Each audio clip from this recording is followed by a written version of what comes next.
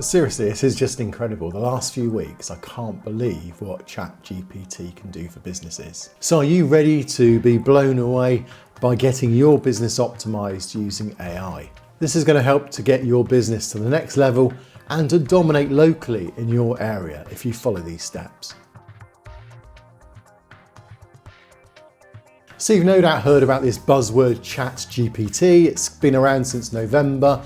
Everyone's talking about it. We've got loads of videos on this channel about it. And it's a free artificial intelligence program that everyone's talking about. And the reason they're talking about it is because it really is a game changer if you own a business. But if you're like me, you're probably wondering, well, how does it work? How is it different to just speaking to Google or to, say, Alexa? How's it different? Well, it's a lot different. In fact, we can ask it itself, how different is it? How does it work? How does it learn? And that gives us a bit of an understanding as to what's involved. So for this video, I'm going to ask questions that are going to get some information about how the Google algorithm works from ChatGPT. And don't forget, ChatGPT has got and read a lot more information than the majority of business owners. I'm going to look at what it recommends and see how much of it should you go with and what should you apply. And also it'll be interesting to see if it comes up with anything brand new, something you may not have considered that we could apply to your business too. So let's jump straight in. So first of all, let's just understand, what is ChatGPT? You may not have come across it yet. Well, it is this here. It's a platform that we can speak to, and it's got some really good artificial intelligence.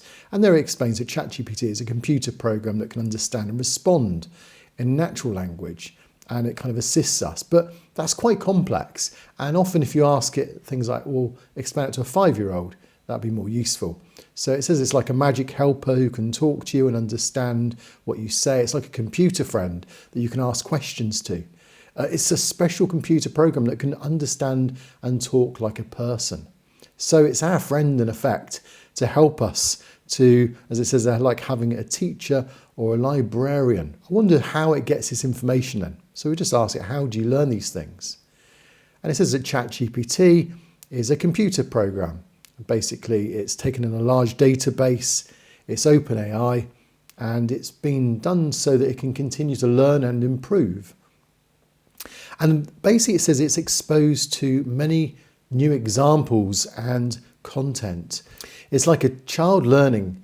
By being exposed to new information experiences, it can be taught by adults, and it can be learned and fine-tuned by engineers and scientists. And that's why it's so powerful, is because it is being fine-tuned all the time. Put in there, explain the Google business algorithm. Let's see how it gets on with that. So Google's algorithm for business listings, often referred to as the GMB, Google My Business, is a complex system. So that's true. The algorithm takes into account a variety of factors, including the business name, address and phone number, NAP. Well, NAP's kind of not mentioned so much now, but that's interesting. It mentions that. Reviews, photos, other information. So it's kind of just a good overview. It says the algorithm is constantly updated and refined by Google, and that's true too. So there's never going to be an answer and that's it. It's always being constantly updated, but we can see how up to date it is. So explain the best tips for improved ranking on Google My Business. We use Google My Business because that's what it decided to use earlier on. So there are several ways to improve your ranking on Google My Business, increasing the visibility of your business in local search results. So 1, you can verify your listing. Well, that's essential. 2, you can complete your profile. Well, Google wants you to complete the profile. You'll notice you get those cards that come up when you search for your business. Number 3, encourage customer reviews. Well, the first 10 reviews are actually have a big impact on how Google ranks you. Thereafter, it seems experiments show that that's not such an important part, but certainly it does at the beginning. Number 4, use keywords. So again, just think in terms of what your customers are searching for. We've done a couple of videos on how you can put keywords and incorporate them in your description and in posts. Number 5, add photos and videos. Yeah, this is all good stuff.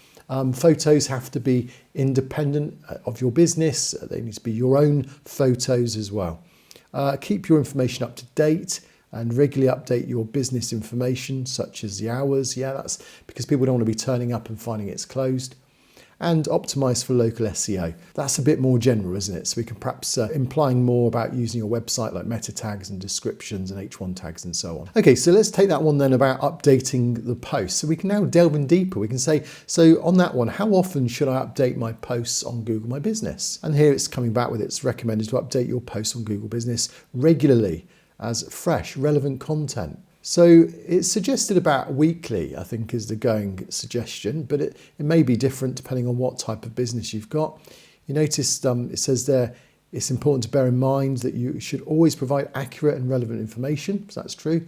So that's why using ChatGPT, you need to still check it before you write it. And in summary, the frequency of updates on GMB listing will depend on your business and what information you want to provide. That's true too.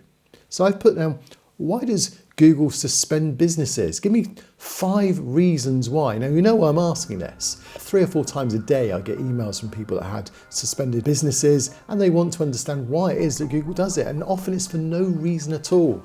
And it's frustrating. And you'll know from my recent experiences and the video that I released last month that it becomes a bit of a clueder, a bit of a mystery to work out what the situation is.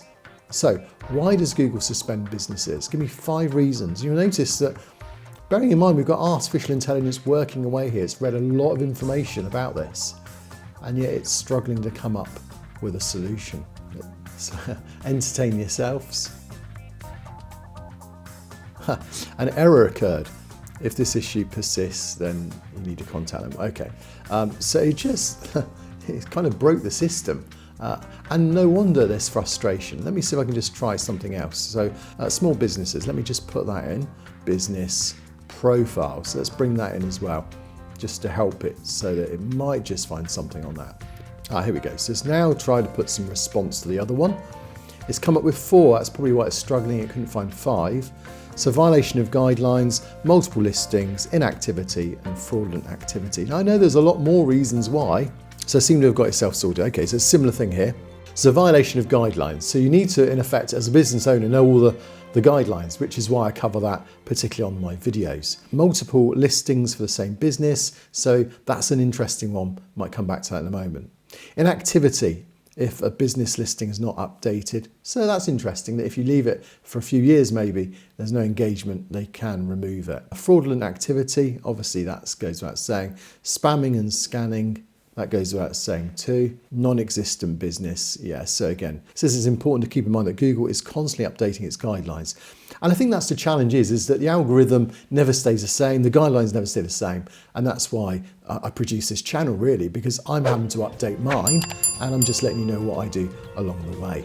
So you notice we did get some really good reasons as to why Google bans businesses. And as I mentioned earlier, I was asked to then reinstate a business that had recently been suspended, and the understanding of why it was suspended wasn't clear. Now, it's actually one of these 6 reasons that ChatGPT has just mentioned, but you'll never guess how long it took to get to the root of that problem and to get it reinstated. Well, I documented the whole process for you so that you can learn through what I went through. And you know, it's stunning the way Google handled the situation. So you won't want to miss how that happened. And it's right here on this video, so don't miss it.